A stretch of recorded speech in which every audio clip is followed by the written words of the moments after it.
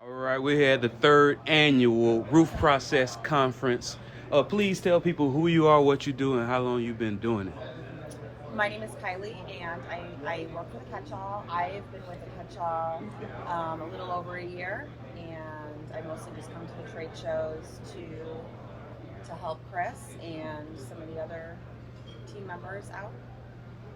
I'm Chris. I'm with the Catch-All. I've been with the Catch-All coming up on a year now. I'm in sales and handle a lot of the processes back at our home office in Tyler, Texas. Absolutely. So, Catch All is definitely a very familiar brand. A lot of it's either great marketing or y'all have a great product, or both, hopefully, right? Yep. What is something that you know now in the industry that you're in that you wish you knew when you first started? For me, the roofing industry is completely new to me. This has been a huge learning curve, and it's just an awesome experience. Um, One of the things I've learned so much coming to these trade shows is the relationships you make with people, and that makes such a big difference because, yeah, we're proud of our product. It's a great product, and it works, and it makes life easier, saves people money, it makes people more money. But at the end of the day, it's the relationships that we make with people that really help, and it makes a big difference having events like this to come to. So I've been into about 2.5 years. I've been doing sales for roofing. I'm in Colorado, and I now run a roofing division for a roofing and restoration company. When I first got into roofing, that company had just purchased a Catch-All. So I've been using the Catch-All for my very first roof build. I absolutely love the product, but coming to the trade shows, I think one thing I would tell people just getting in, or could have told myself was, there's so many resources out there, like at these trade shows, like he was saying, the networking, those relationships, resources. Just use those resources. Reach out to people. Everyone's willing to help each other. I mean, you don't have to look at it as we're all in competition, but Mm-hmm.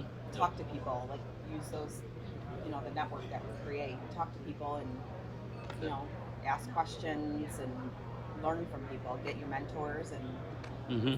see what they can offer you. So There's a lot out there. it sounds like so from firsthand knowledge with the roofing division, you used the product and you was like, all right, I don't mind putting my personal brand alongside of it. Right. That's amazing. Yeah. So what is it about Catch-All that's different from another competitor that might catch?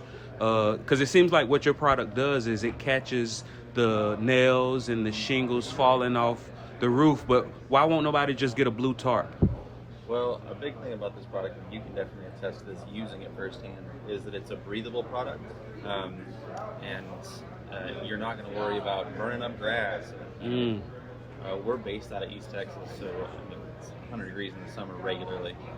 You throw a blue tarp over a patch of grass, and in 20 minutes it's starting to brown already. So with this product, it's durable. It lasts a lot longer. It's designed not to tear. Where if anything catches a tarp at just the right angle, it's going to tear, and then just that tarp is garbage. These are designed to catch, and if anything snags, bunch up, so it doesn't rip down and you throw it away and get a new one. We wanted something with a lot of longevity. It was super durable and really just changes the game for all roofers. And it makes you look good. It makes your, it looks different than Joe Blow across the street putting up some blue tarps and some OSB on someone's home, and then they see your company with your branding out front, protecting, taking the time to cover up their bushes and making it so you're not spending much time digging through their bushes. It just looks better. Oh, yeah. All around, and saves you time and money. Oh yeah, and just being able telling a homeowner you're not gonna burn their grass or the sod. You're not gonna Yeah. you're not gonna damage the sod. That's enough for them to say, all right, let me go with that. Definitely. So, are roofers your only target demographic? Currently, that's our main target and demographic. We do have a couple of siding companies that use our product. They just, especially the ground nets, just because that covers up the ground. They don't have to stress about tearing up everything, and makes their cleanup process a bit easier. I mean, for a siding company, obviously, like a shoot net like this won't really do a whole lot, but they had purchased a kit because they do some roofing jobs, but they're mainly siding, and it's a great product for that as well. but roofers are our main demographic currently. And is conferences your main channel of getting new roofers in? I would say it's a big part of it, but with the catch-all, our marketing team is top notch. I mean, Oh yeah. they're key. They know what they're doing, and it's cool. It's cool when we meet people at events and they're like, "Oh my gosh, you guys are all over our social media." And I even see that back in Colorado. Like I open up Facebook, Instagram. I mean, it's catch-all, the emails. I mean, it's hard to get the catch-all out of your mind. So I think one being the expos, but the other one is, I mean, social media is huge, and then just referrals. I mean, everyone sees the product or they see people using it, and they're like, I need one of those. Like, nah, I need one of those because if not, my build's not going to look very professional. Yeah. Oh yeah, So 'cause y'all definitely seem to be paying the right people. Yeah. I mean, definitely seem to be. And the reason why I'm here, of course, is to meet people like you, but also make you aware of a new conference, relatively new. It's going on its second annual year in Galveston, Texas. I heard you mention East Texas. How close are y'all to Galveston? Probably about 3 hours. We're in Tyler. So. Yeah. How do y'all decide which conferences to go to? Like, what is a threshold that you look for? It just kind of depends on our exposure in the market, and we're at a point now where we have to be choosy because I mean it costs money to go to these conferences. Absolutely. And we got to make sure it's going to pay for itself. And we definitely do our research and kind of see like, okay, how are we looking here? Is this going to be a good place to get us plugged in? So it's not always based on the size of the conference. We drove out west for a conference. It wasn't very large, but we knew it was an opportunity.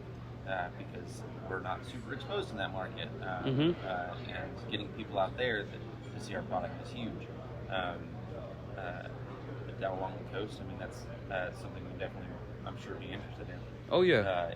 Seeing the more places we get exposure to, and outside a place where someone can come and touch and feel the product, because that's a massive thing that she can definitely attest to.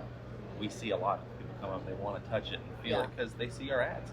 Like what is this, velvet? Yeah. And then they walk up and they actually see this whole setup in person, and they're like, okay, because some people might be,